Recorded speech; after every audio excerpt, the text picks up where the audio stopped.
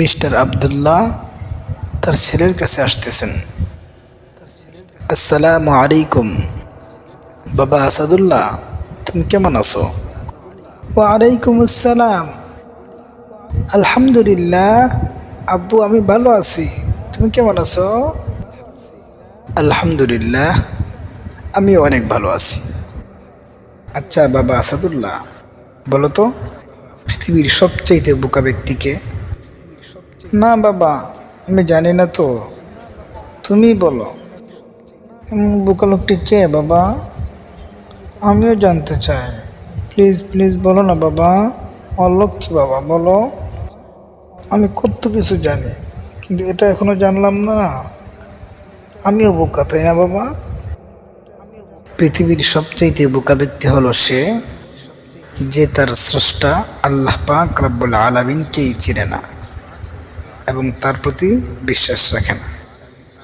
যে এটা জানে না যে আমাকে কে বানিয়েছেন এবং কেন বানিয়েছেন। আচ্ছা আসাদুল্লাহ, এখন তোমাকে একটি প্রশ্ন করে, তাহলে বুঝতে পারবো তুমি বোকা না বুদ্ধিমান। বলো তো, তোমাকে কে সৃষ্টি করেছেন? আব্বু, এটা আমি জানি। আমাদেরকে আল্লাহ বানিয়েছেন, তাই না? কিন্তু জানো আব্বু, আমি অর্ধেক বোকা। আমি জানি না আমাদেরকে আল্লাহ কেন বানিয়েছেন। আল্লাহ আমাদেরকে কেন বানিয়েছেন আব্বু? প্লিজ প্লিজ আব্বু, বলো না। আল্লাহ পাক রব্বুল আলামিন মানুষকে এবং জিন জাতিকে সৃষ্টি করেছেন একমাত্র তার ইবাদত করার জন্য। আল্লাহ দেখতে চান এই পৃথিবীতে আসার পরে মানুষ কি আল্লাহর ইবাদত করে নাকি আল্লাহর সাথে গাদ্দারি করে। কারণ আলমে আরওয়াহের মধ্যে আল্লাহ পাক রব্বুল আলামিন যখন জিজ্ঞেস করলেন, আলাস্তু বিরব্বিকুম, আমি কি তোমাদের প্রভু নয়? তখন প্রত্যেকটি মানুষ বলেছিল, বালা, হ্যাঁ আপনি আমাদের প্রভু। ও আল্লাহ পাক রব্বুল আলামিন পৃথিবীতে মানুষকে পাঠিয়েছেন, তারা যে এই কথাটি বলেছে, এটা কি মনে প্রাণে বলেছে নাকি ছলনাবশত বলেছে?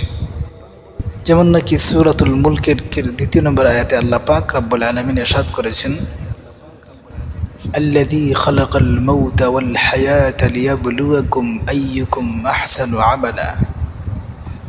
আল্লাহ পাক রব্বুল আলামিন জীবন এবং মৃত্যুকে সৃষ্টি করেছেন যাতে করে তোমাদেরকে পরীক্ষা করতে পারেন কে তোমাদের মধ্যে ভালো কাজ করে আর কে খারাপ কাজ করে।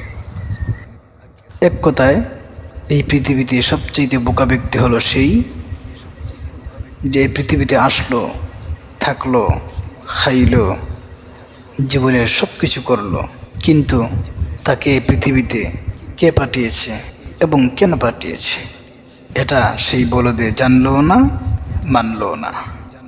আল্লাহ আমাদের সবাইকে আল্লাহর খাঁটি গোলাম হওয়ার তৌফিক দান করুন। বলো বাবা আমিন। আমিন।